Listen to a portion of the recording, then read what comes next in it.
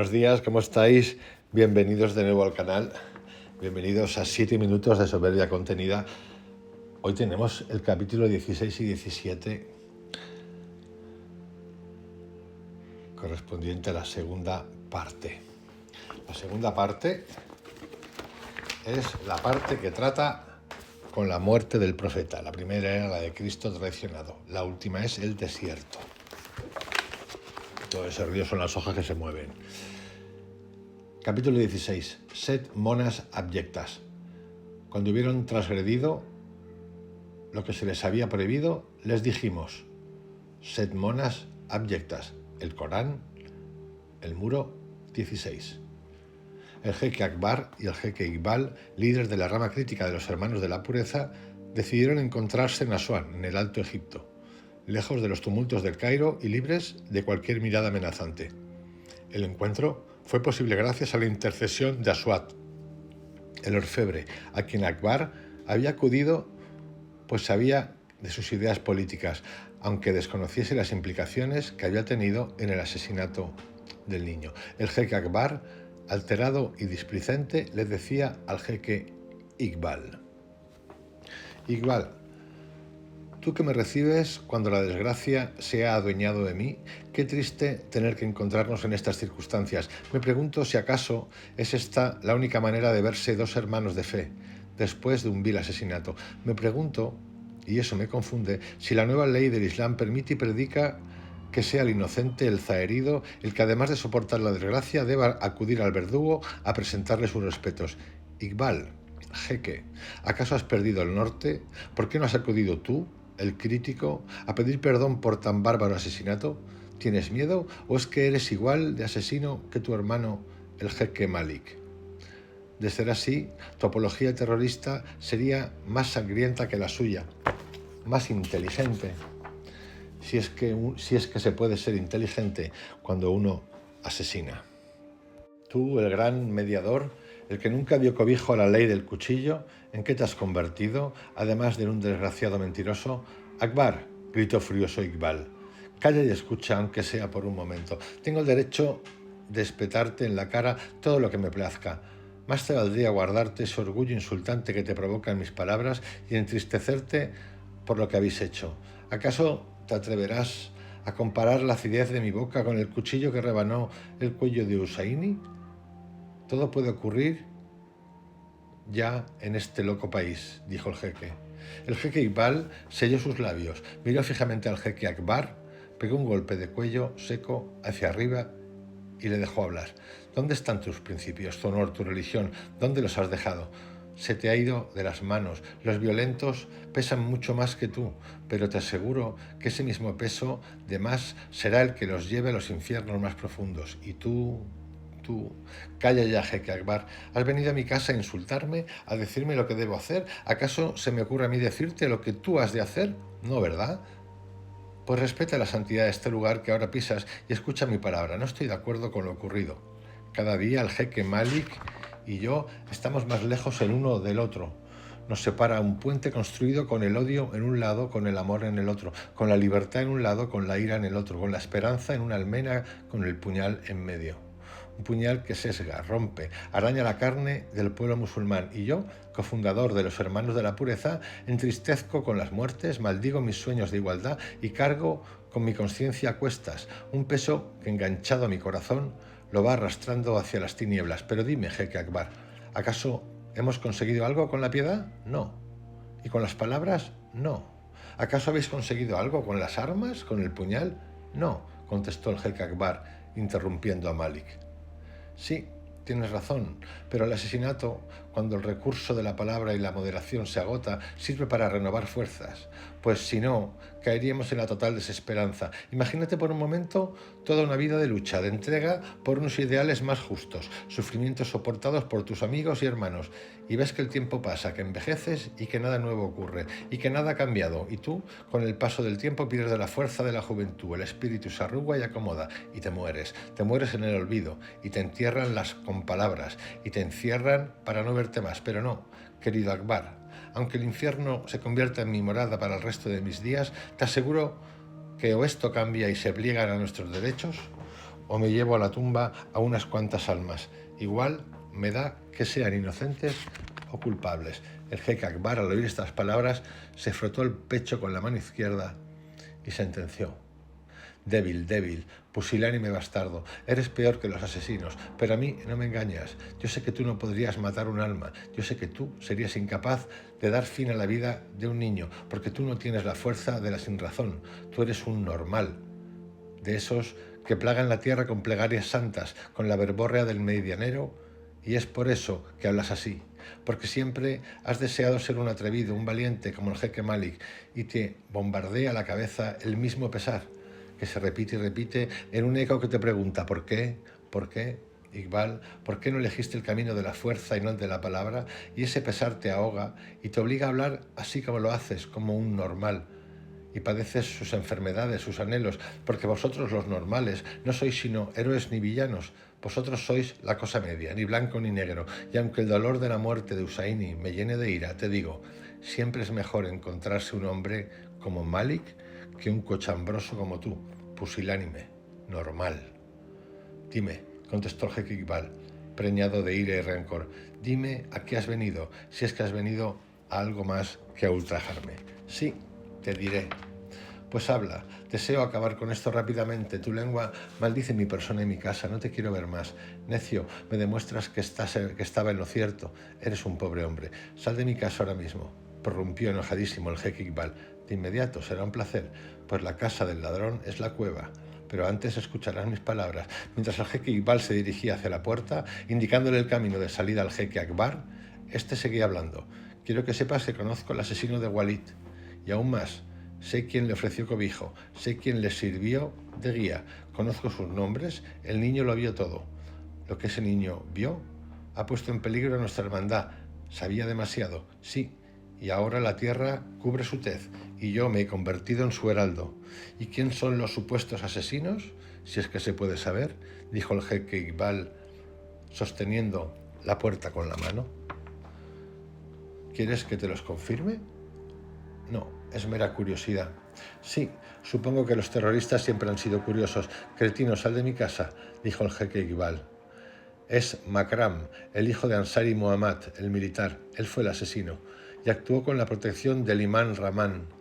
El niño los vio delante del colegio británico. Akbar, rezar se va a convertir en tu pasatiempo preferido si das pábulo a lo que acabas de decir. ¿Acaso me amenazas, jeque Iqbal? No te amenazo. Tan solo te digo que si un niño fue asesinado por saber demasiado, no veo la barrera púdica que te pueda permitir ser distinto a él. Cuida tu lenguaje, jeque Iqbal. No menos que el tuyo, jeque Akbar. Eres imprudente, Iqbal. Me llegan noticias de que algún exégeta del Corán, parece ser que es un hombre muy representativo, es a la vez intérprete e informador del gobierno. No me dices nada nuevo. El último encuentro del imán Fazlur Rahman con sus fieles tras la muerte del niño ha sembrado dudas en Malik y la relación que con el imán mantiene. Te repito, no me dices nada nuevo y ahora, por favor, si eres tan amable de dejar esta casa. Con ilusión lo haré. Pero en suelo emponzoñado no se puede construir. Dios guarde tu alma, jeque Iqbal. Los 4 hombres llevaban 2 meses en la cárcel. Habían sido detenidos en una de las pesquisas que la policía llevaba a cabo en el más absoluto secreto, en los barrios donde se pensaba que residían los hombres y las mujeres cercanos a los hijos de la pureza. Ninguno de los 4 pasaban de los 20 años. Se les había aplicado la ley antiterrorista, la cual permitía condenar a muerte a cualquiera de los detenidos. En la cárcel, las condiciones de vida marcaban la índole de la acusación a la que se enfrentaban los presos. A mayor gravedad delictiva, menos derechos. A mayor denuncia, más castigos. A mayor acusación, más abusos. A mayor ilegalidad, más dolores.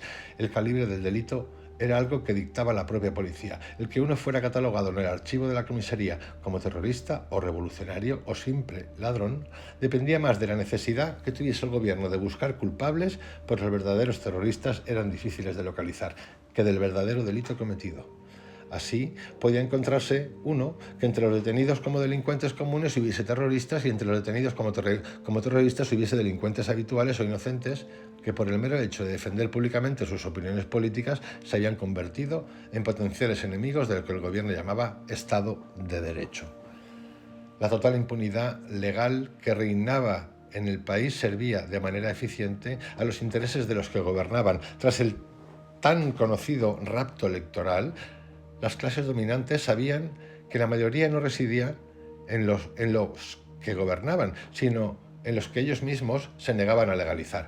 Para que algo tan evidente como eso no saliese a la luz pública, había que inventar algún argumento que permitiese controlar a la gran masa que cada día se mostraba más contraria al laicismo y a la democracia de unos pocos, o mejor dicho, al intento de vender un Egipto libre y cumplidor de los derechos fundamentales en el exterior, mientras que en el país las gentes yacían rendidas ante la pobreza y la injusticia diaria. El terrorismo local que se levantó como respuesta a la falta de ecuanimidad cumplía a la perfección las expectativas del gobierno, es decir, los atentados, nacidos más de reclamaciones no atendidas que de una radicalidad visceral.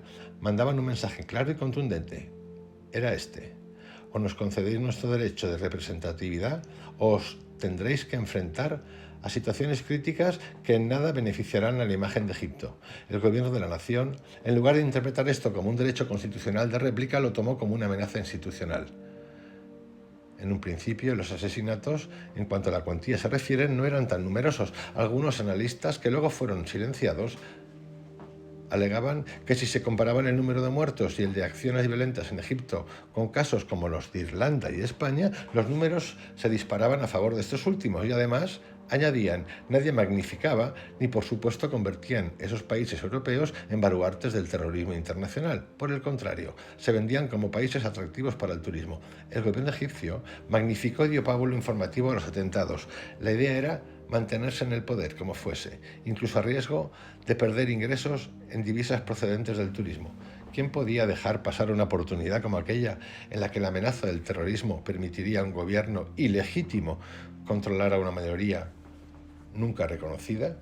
Ante situaciones tan adversas como estas, se enfrentaban los 4 arrestados. Las familias no habían tenido acceso a sus hijos. La información que les llegaba, siempre sesgada, entrecortada, procedía de detenidos que habían sido descartados por la policía tras largas sesiones interrogatorias. La situación era comprometida y ante la desesperanza de las madres, que se iban apoderando de sus casas como una metástasis infrenable que masticaba todo signo de vida, se les ocurrió acudir a la única persona con el poder necesario para evitar la decapitación de sus hijos, el imán Fazlur Rahman. Mediante una intercesión presentada por el jeque Iqbal, que disponía de más facilidad de movimiento, dado que la vigilancia que sobre él se ejercía era menor que la de su hermano radical, el jeque Malik, el imán accedió a pedir clemencia al gobierno. Primero el imán pidió confirmación al jeque Iqbal de que los detenidos no habían participado en ningún atentado o asesinato. Y así se lo prometió el jeque, quien ya empezaba a dudar de la credibilidad del imán. Lo cierto es que el jeque Iqbal accedió a hablar con el imán con la única finalidad de poner a prueba su lealtad a la causa de los hermanos de la pureza. Así fue como se les comunicó a los 4 detenidos presos que una intercesión del imán Fazlur, que tendría lugar en los próximos días, podría suponer abandonar las celdas de confinamiento en las que estaban. El día llegó. El imán Fazlur Rahman se presentó con el jefe de la policía y con un delegado del ministro del Interior. Los detenidos fueron sacados de sus celdas y llevados a una sala donde había un cristal tintado. Uno de los 4 presos preguntó si se le sacaba porque había llegado el imán. La patada del policía, que lo llevaba a empujones, fue la respuesta que obtuvo. Aparte del dolor que sufría, pues le había golpeado en la espinilla, este preso, el más joven de los 4, tuvo un mal presentimiento. Se preguntó, si el imán está aquí para defendernos, ¿cómo se atreve este hijo de perra a golpearme? Algo no le acababa de gustar. Se indicó a los 4 jóvenes que estaban esposados que no se movieran y que miraran frente al cristal, pues iban a ser reconocidos. En la otra sala ya estaban de pie el imán, el jefe de policía y el delegado del ministro. Cuando quiera empezamos, imán Rahman, dijo el jefe de policía. Vamos dentro, dijo el imán. Quiero ver las caras de esos bastardos. Una risa dañina al espíritu brotó de la faz del funcionario. ¿Estáis seguro, imán?, repuso el jefe de policía. ¿Acaso osáis pensar que la mano de Dios tiembla cuando castiga al impío? No, mi señor, no quería ofenderos. Vamos, Abre la puerta y hazme las preguntas que desees. La puerta se abrió. Tres de los detenidos, al ver la cara del imán, creyeron ver la salvación tan cerca que una sonrisa leve se dibujó en cada uno de ellos. El más joven no sonreía. Con las cabezas gachas, sumisas, esperaban ansiosos oír las palabras que le liberarían de este injusto castigo. Imán Rahman comenzó a interrogar al jefe de policía. ¿Conocéis a estos 4 hombres? Sí, los conozco. ¿Conocéis la acusación que pende sobre ellos? Sí, la conozco. Bien, sabéis, señor Imán, que antes de la aplicación de la pena con la que se castiga a los terroristas es norma del gobierno el permitir que alguien interceda por los acusados. Supongo que sabréis lo que eso significa. De los que vos digáis, va a depender que nuestro país aplaque esta insidiosa ola de terror o que nuestro país quede sumergido en el más doloroso de los pesares, el del triunfo del violento. Los 3 jóvenes levantaron la cabeza ante aquellas acusadoras palabras. La sorpresa y el miedo se habían apoderado de sus cuerpos. Solo el más joven vivía estoicamente una situación de la que ya conocía su final. Entonces, Imán Fazlur Rahman, continuó el jefe de policía, ¿declaráis culpables o inocentes a estos 4 hombres? Culpables, dijo el imán, culpables de atentar contra Dios, culpables de atentar contra el libro sagrado, culpables de atentar contra el pueblo, culpables de atentar contra la nación, culpables, yo os declaro y os digo, cuando hubieron transgredido lo que se les había prohibido, les dijimos, sed monas abyectas, decapitadlos, sentenció el imán. Y aquí acabamos el capítulo 16. Voy a comenzar ahora el 17, que se titula Los creyentes. En el nombre de Dios, el clemente, el misericordioso. Bienaventurados los creyentes, quienes en su plegaria son humildes, quienes del chismorreo se apartan, quienes dan la limosna, quienes cubren sus vergüenzas, excepto ante sus mujeres, o los que poseen sus diestras. En ambos casos no son censurables. Quienes desean algo detrás de esto, esos son los transgresores. Quienes conservan sus depósitos y sus pactos, quienes en su plegaria se mantienen, esos son los herederos que heredarán el paraíso. En él serán inmortales. El Corán, los creyentes 1:11.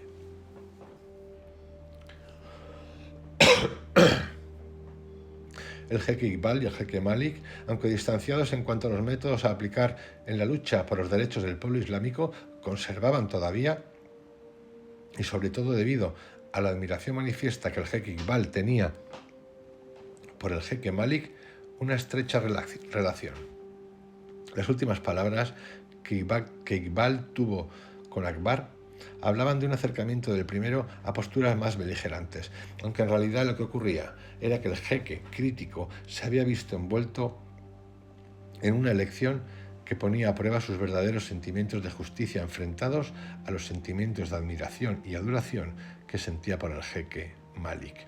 La decisión había sido difícil para él. Finalmente se dijo: ¿cómo voy a fallarle a un hermano en una situación tan crítica? ¿No es acaso en situaciones como estas donde se demuestra la lealtad a un jefe, aunque esté equivocado, aunque haya muertos inocentes? Los 2 jeques departían acerca de los últimos acontecimientos. Iqbal le contaba a Malik la conversación que tuvo con el jeque Akbar y lo último que éste le dijo. Son Makram y el imán.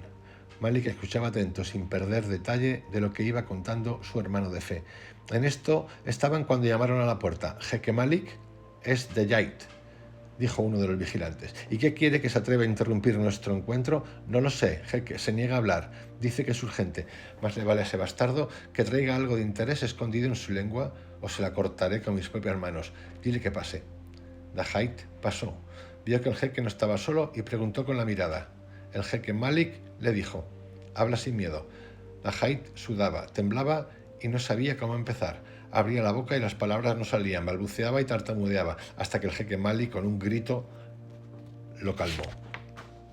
Dajait, deja de hacer el mono, habla de una vez, para de temblar. Sí, jeque Malik, ya está, ya se me pasa. Y bien, ¿qué tienes que contarnos al jeque Iqbal y a mí? Jeque Iqbal, dijo Dejait con sorpresa. Perdonad mis reservas de antes. Sabía de vos, pero nunca os había visto. Perdonadme. Dios se apiade de ti, joven ayudante. Habla y no te demores más, contestó Iqbal. Sí, jeques. Vengo de la cárcel, donde he ido a visitar a uno de los nuestros y lo que tengo que contaros en nada os va a agradar. ¿Sabéis, jeque Malik, que el imán Fazlur Rahman acudió a la cárcel a interceder por nuestros 4 hermanos detenidos y acusados de terrorismo? Sí, el jeque Iqbal me lo acaba de contar. ¿Qué ha pasado? Me acaban de decir que los 4 han sido condenados a pena de muerte y van a ser decapitados. No puede ser, replicó el jeque Iqbal. Sí, jeque, sí es posible. Todo el mundo pensaba que la intercesión del imán iba a suponer la libertad para ellos, pero no ha sido así. El imán los ha traicionado, nos ha traicionado. ¿Qué dices? Maldito hijo de perra. Di lo que sepas, repuso el jeque Malik, poniéndose de pie, agitando todo su cuerpo. Ibn Maimun, el secretario del jefe de policía, me lo ha contado todo. Dice que el jefe de policía llegó a la sala en la que estaban los 4 hermanos, que Dios se apiade de ellos, y que acababan de ser reconocidos por el imán diciendo: ese hijo de puta de Fazlur Rahman, qué sangre fría, la tiene coagulada. ¿Qué ha pasado? Me contó que repuso. Nada, le dijo el jefe de policía. Nada, Maimun. El muy cabrón quiso entrar en la sala donde estaban los 4 hombres. Una vez allí los miró a los ojos, los reconoció, los declaró culpables y los condenó a la pena de muerte. Hijo de Satanás, exhaló el jefe Malik, poseído por la ira. Ese cabrón de imán, mira que lo sabía Iqbal, lo sabía. Las detenciones, el discurso de la muerte del niño, sus encuentros con el gobierno. Maldito hijo de Satán, retírate, Dejait, si no deseas nada más. Jeque Malik, respondió el joven. ¿No me dirás que todavía quedan cosas por contar? Sí, jeque. ¿Igual de graves? Preguntó el jeque Iqbal. Sí, jeque. Habla sin parar. No sé qué puede ser peor que la traición de ese cabrón. Jeque, el imán también le ha dicho al gobierno quién fue el asesino de Walid. Me lo ha contado uno de nuestros infiltrados en el ejército. Ayer por la tarde, un emisario comunicó al coronel Muhammad Ansari la traición de su hijo. Tras las primeras dudas, se le presentaron las pruebas que lo comprometían. El coronel se arrancó los galones, así me lo contó nuestro emisario, y poniéndolos sobre la mesa le dijo a su general: mi general, un padre cuyo hijo traiciona a la patria no es digno de servir en el ejército. Un hombre que siembra la duda sobre su honor no es digno de servir a su estado. El hijo de un hombre de honor que traiciona a su padre y a su país merece la pena de muerte. Y tras decir estas palabras, el coronel se levantó y se marchó. Los 2 jeques se miraron. El jeque Malik sonrió y dijo: ese peregrino del infierno pagará su pecado. Yo mismo rebanaré su pescuezo de grulla. Imán Fazlur Rahman, dijo en voz alta el jeque, acabas de firmar tu sentencia de muerte. El jeque Iqbal, levantando los brazos hacia el cielo, dijo: bienaventurados los creyentes que dan su vida de forma inocente. Ellos heredarán el paraíso. Y aquí acabamos el capítulo 17. Vamos a entrar ya en el 18.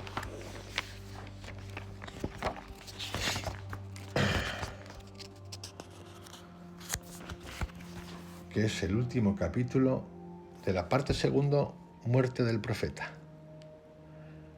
A partir de ahí nos espera el tercero. En un ratito, es decir, mañana, continuamos con el capítulo 18 titulado La condena. Un abrazo, hasta mañana.